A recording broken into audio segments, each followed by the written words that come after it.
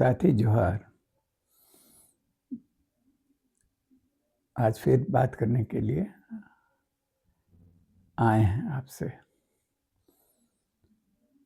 पिछली बार एक इंटरव्यू हम जारी किए थे नंद किशोर मेहता का, जो एक महत्वपूर्ण हत्याकांड या अपहरण कांड से जुड़ा था और जिसके वो मुख्य अभियुक्त थे। अब हत्या, प्रेम, सेक्स और इस तरह की चीज़ों पर कोई मेरी खास रुचि नहीं है। उस तरह का खबर, ये मामला शशिनाथ झा जो शिव शरण के सचिव थे, इस मामले को जो हम आपके सामने लाए, उसकी वजह यह थी कि झारखंड के एक दिग्गज नेता गुरु जी, जिसे जनता प्यार से दिसोम गुरु कहती है, उनको फांसने के लिए किस तरह की कोशिश हुई थी। ऐसा बार बार हुआ कि जब भी वो मंत्री या मुख्यमंत्री बने हैं, उसके बाद कुछ न कुछ इस तरह का वाकया हुआ है। या तो उनको इस्तीफा देना पड़ा है या जेल जाना पड़ा है। अजीबोगरीब आरोप उन पर लगता रहा है। आपको याद होगा कि 2005 में वो जब मुख्यमंत्री बने थे, महज 7 या 8 दिन मुख्यमंत्री रहे और फिर विश्वास मत पर होने के पहले ही शायद उन्होंने जाके इस्तीफा दे दिया था, क्योंकि उस बार भी अजीबोगरीब घटनाएं हुई थी। आपको 2 विधायकों का नाम याद होगा, हरिनारायण राय और एन.ओ. सेक्का। दोनों को लेकर भाजपा की पूरी टीम, विधायकों की टीम, सारे लोग चले गए थे दिल्ली होते हुए राजस्थान और 8-10 दिन बाद अवतरित हुए थे। गुरुजी को उस बार मुख्यमंत्री पद छोड़ना पड़ा था। केंद्र में कोयला मंत्री बने, तब भी इस तरह का ये घटना हो गई। शशिनाथ झा अपहरण कांड या हत्याकांड ही कहिए, क्योंकि बीजेपी और सत्ता पक्ष के लोगों का तो यही कहना था कि शशिनाथ झा की हत्या हो गई और उसको रांची के पिस्का मोड़ के पिस्का बागान एक जगह है, उसके आसपास कहीं दफनाया गया, दबा दिया गया था मिट्टी के। और 13 अगस्त 1998 को वो बरामद हुआ। उस डिटेल में हम नहीं जाएंगे, वो कहानी तो पटाक्षेप हो गया।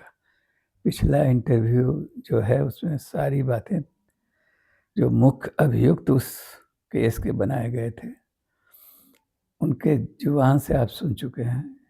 जो नहीं सुने हैं या नहीं ठीक से समझे हैं, वो यूट्यूब पर जाकर उसको देख सकते हैं, साथी जोहार के यूट्यूब पर, या फेसबुक पर भी हम उसको शेयर किए थे 2 दिन पहले। तो आज हम लोग बात करेंगे कि आखिर वो शव जो वहाँ बरामद हुआ 13 अगस्त 1998 को, डीएनए टेस्ट वगैरह से ये तो साबित हो गया कि वो शशिनाथ झा का नहीं है। और शुरू से गांव वालों का दावा था कि यह, वहाँ के लोगों का दावा था कि वो एक मुस्लिम युवक था और उसकी हत्या हुई थी कुछ वर्ष पूर्व, और उसको वहाँ दबाया गया था। अलीम नाम था उस युवक का। और जिस दिन शव बरामद हुआ, सीबीआई ने बरामद किया और गिरफ्तारियां हुई, और शिबू सोरेन भी जिसमें जेल गए थे उस समय, तो उसके 2 ही दिन बाद गांव वालों ने मीटिंग करके जो जानकारी थी उपलब्ध अखबारों में, यानी उस शव के साथ क्या क्या मिला था, वो हाथ में लोहे का कड़ा पहने हुए था, जीन्स पहने हुए था, स्पोर्ट्स शू था उसके पैरों में, वो सब बहुत कुछ नष्ट होने की दिशा में था, लेकिन था। और उसके आधार पर लोगों ने उसकी शिनाख्त कर ली थी कि वो अलीम है। कहानी भी क्यों उसकी हत्या हुई ये भी बताया गया, चर्चा में था कि वो विक्टोरिया नाम की किसी युवती से प्रेम करता था या उसके साथ रिश्ते थे, और मुड़मा मेला जो लगता है हर साल, वहाँ से निकल के वो गया था, वो जो पिस्का मोड़ बगान में है, वहाँ किसी फार्म हाउस में जिन लोगों का था उनके यहाँ, और वहीं किस तरह की परिस्थितियाँ बनी और उसकी हत्या हो गई। तो सारे लोग जानते थे कि वो अलीम है, अलीम की हत्या हुई। और गांव वाले और उसके परिजन मांग करते रहे कि उस शव को उनको सुपुर्द कर दिया जाए। शशिनाथ झा के माता पिता, घर के लोग भी ये कहते रहे, कोर्ट कहती रही उनसे कि ले जाओ इनको, ये तुम्हारे बेटे का शव है और तुम ब्राह्मण हो, अपने रीति रिवाज से इसका अंतिम संस्कार करो। लेकिन उसके माता पिता तैयार नहीं थे, क्योंकि वो कह रहे थे कि मेरा बेटा है ही नहीं, मेरा बेटा इन कपड़ों में गायब नहीं हुआ था, लापता नहीं हुआ था। तो साथ ही एक पक्ष सीबीआई या पुलिस जो भी हो, जो सीबीआई के हाथ में जांच पड़ताल चल रहा था, सीबीआई उसको शशिनाथ झा साबित करने पर तुली थी, जबकि जो उसके अपने परिजन थे वो सब मांग रहे थे। और शशिनाथ झा के माता पिता और उनके लोग कह रहे थे कि मेरा शव नहीं है, मेरे बेटे का शव नहीं है। बाद में कई डीएनए टेस्ट वगैरह हुआ और ये साबित हो गया कि वो शशिनाथ झा का नहीं है। तब वो केस खत्म हो गया, केस खत्म हुआ और सारे लोग मुक्त हो गए। वो किस्सा तो खत्म हुआ, लेकिन क्या आपके मन में जिज्ञासा है उस शव का क्या हुआ? शव यानी जो गल गया था, खत्म हो चुका था, उसका नरकंकाल बचा था, उसका क्या हुआ है ये जानना दिलचस्प है।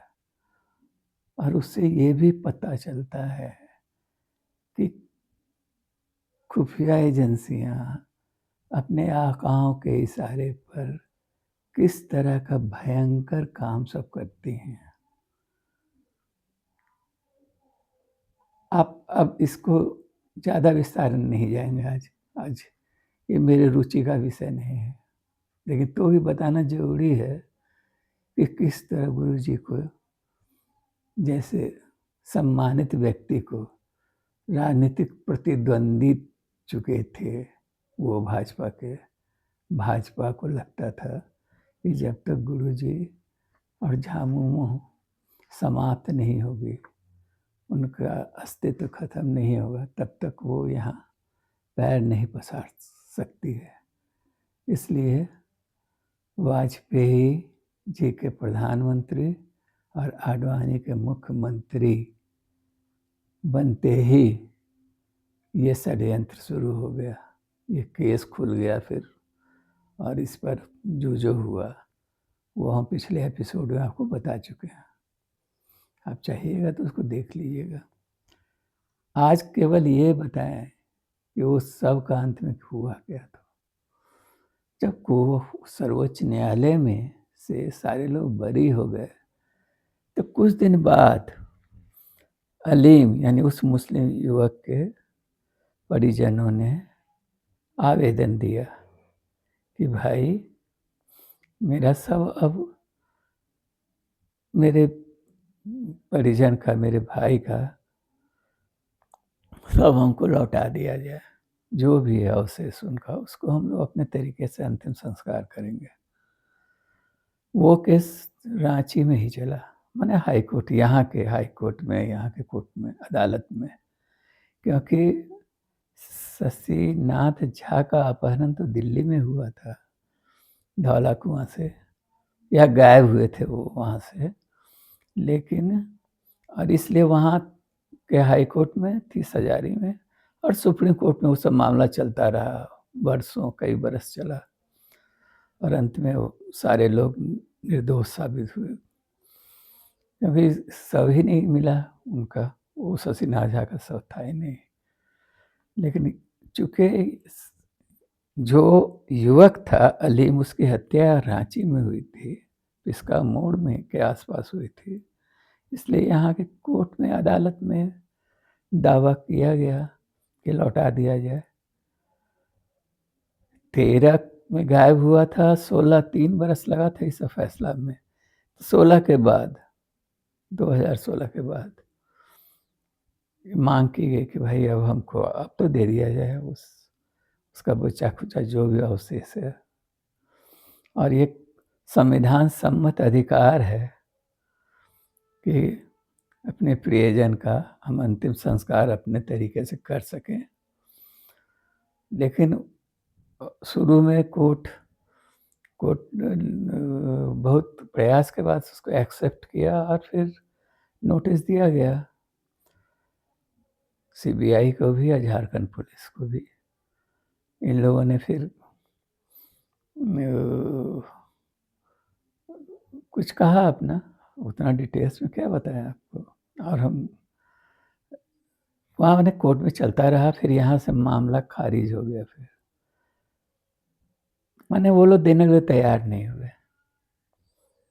अंत में फिर ये मामला सुप्रीम कोर्ट में गया और वहाँ फिर इस पर बहस हुआ और बड़ा दिलचस्प जजमेंट आया। जजमेंट ये आया, हालांकि जो लोग मांग कर रहे थे सबका, वो लंबा चौड़ा सारा डॉक्यूमेंट वगैरह दिए, पूरे घटना का, पूरे केस का ब्यौरा, लेकिन सर्वोच्च न्यायालय ने वहाँ फैसला यही दे दिया कि जज ने, कोई भी जज होंगे भाई, उससे क्या फर्क पड़ता है, सर्वोच्च न्यायालय के जज ने फैसला ये दिया कि बहुत पुरानी घटना हो गई है, अब खुदाई संभव नहीं है, मिलेगा कि नहीं मिलेगा, इसलिए इसको क्लोज किया जाए, खारिज किया जाए। इधर से कहा गया कि अरे भाई खुदाई कहाँ करना है, वो तो सब निकला, उसको लेके पूरा केस चला, उसको सीबीआई ने साबित करने की कोशिश की कि ये शशिनाथ झा का सब है, और उसके खिलाफ ही सारा कुछ हुआ। फिर डीएनए टेस्ट वगैरह हुआ कई कई लेबोरेटरी में, तो खोदने का बात कहाँ से सवाल उठता है कि खोद के निकाला जाए उसका। लेकिन सर्वोच्च न्यायालय है, और एक बार वो फैसला दे दे तो उसके बाद कहाँ लोग फरियाद करें। उसके परिजन हार मान गए, किस्सा खत्म हुआ। और वो अलीम नाम का आदमी जो युवक था, हम तो नहीं मानते हैं ये सब कि आत्मा और ये वो होता है कुछ, नश्वर शरीर के साथ मेरी तो समझिए कि सब कुछ नष्ट हो जाता है। लेकिन जो लोग मानते हैं उनके हिसाब से कहिए तो वो आत्मा, अलीम की आत्मा अपने अंतिम संस्कार के लिए भटक रही है, अभी तक भटक रही है। अब आपके मन में भी जिज्ञासा होगी कि भाई कोर्ट को या सुप्रीम कोर्ट को या सीबीआई को देने में क्या आपत्ति थी। तो सीधी सी बात है कि सीबीआई की और पुलिस की इस मामले में बहुत फजीहत हुई थी। कोर्ट में भी कई स्तरों पर जो जजमेंट आया वो अजीबोगरीब तरह तरह से चलता रहा। ये सारा प्रकरण जो हुआ वो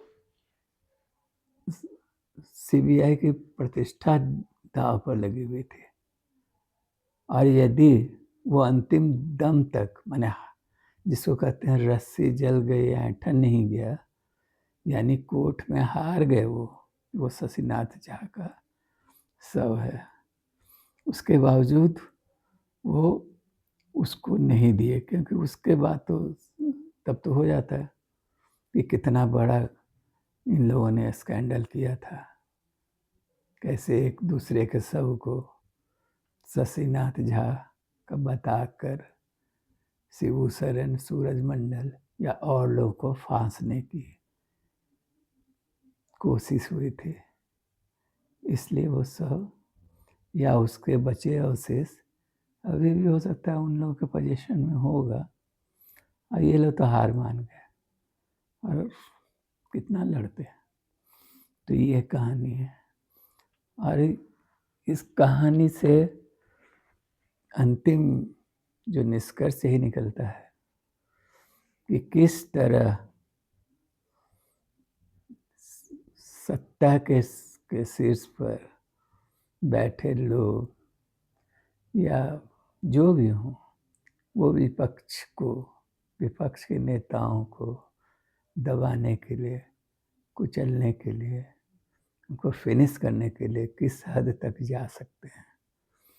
और खासकर यदि वो आदिवासी नेता कोई ऐसा हो तो शिबू सोरेन के बारे में कोई कल्पना भी नहीं कर सकता है कोई इस तरह का काम कर सकते हैं। शिबू सोरेन के पिता की जिन लोगों ने हत्या की, शिबू सोरेन उस समय होशो हवास में थे, यानी 15-16 वर्ष के युवक थे, तो उनसे छुपा नहीं था कुछ भी। सारा लोग जानता था कि कौन है, कौन लोग इस दुष्चक्र में थे, किसने सोबरन मांझी को मारा। लेकिन गुरुजी ने कभी प्रतिशोध की राजनीति की ही नहीं। जो हुआ सो हुआ, चलो हम अपना काम करें, वो अपना काम करते थे। तो यही है साथी इस कहानी का अंत, और इसको गौर से सुनिएगा और समझिएगा कि सत्ता या भाजपा की राजनीति, उसमें एक बड़ा मज़ेदार चीज़ है। ये तो हम मेरे सामने नहीं, लेकिन शिबू सोरेन जेल में जब बंद थे तो उस जेल में वहीं बिहार में ये उसके मुख्य गवाह भी थे। वो बता रहे हैं कि एक आध मुलाकात में तो शिबू सोरेन बहुत मायूस होकर कहा करते थे कि जो राष्ट्रीय पार्टियां हैं, चाहे कांग्रेस हो या भाजपा, वो गेहूं सांप जैसा है और हम हैं मेढक, और हम लोग गिर गए हैं एक सूखे कुएं में। हम उछल कर मेढक, माने हम उछल कर शेषनाग के सर पर सवार हो गए हैं, और लेकिन ये जानते हैं शेषनाग के सर से गिरे नीचे उस सांप के तो ये लोग खा जाएंगे। और ये झारखंड की राजनीति में होता रहा है। शिबू सोरेन के लोग नहीं बर्दाश्त कर पाता है, क्योंकि तरह तरह बात आप कह सकते हैं, कमजोरी बहुत सारा तरह तरह का, लेकिन एक चीज़ साफ है कि गुरुजी में जो आदिवासियत है, जो उनमें है अभी भी, इसलिए सब लोग खौफ खाता है, जानता है कि वो वो अपने रास्ते से विचलित नहीं होंगे। वो जल जंगल जमीन की लड़ाई, चाहे जो भी है, आदिवासियों के शोषण का जो है, वो उससे कॉम्प्रोमाइज़ नहीं करेंगे। इसलिए शिबू सोरेन हमेशा बार बार सत्ता की निगाह में, चाहे कांग्रेस हो, चाहे अभी तो कांग्रेस से अच्छा रिलेशन चल रहा है, लेकिन कांग्रेस हो या भाजपा हो, वो जैसे भी हो, वो लोग खौफ खाता है। वीडियो बड़ा हो जाता है साथी, इसलिए हम नहीं बताएंगे और बात करेंगे, ऐसा ढेरों उदाहरण है। कभी फुर्सत होगा या किसी दिन आपको चिरुडी कांड के बारे में बताएंगे। चिरुडी कांड दरअसल क्या था, क्योंकि इसमें भी गुरुजी पर ही आरोप लगाया जाता है कि मुसलमानों की वहाँ हत्या हो गई, गुरुजी उस आंदोलन के नेता थे और ये है वो है, और उसके कारण गुरुजी को जेल भी हुआ था। तो ये सब कहानियाँ हैं। आज इतना ही। आप सब दुआ कीजिए कि अलीम की आत्मा को मुक्ति मिले इससे, जहाँ भी हो, क्योंकि क्या कीजिएगा, सत्ता भी बहुत बेरहम होती है, उसमें मानवीय संवेदना नहीं होती। धन्यवाद साथी।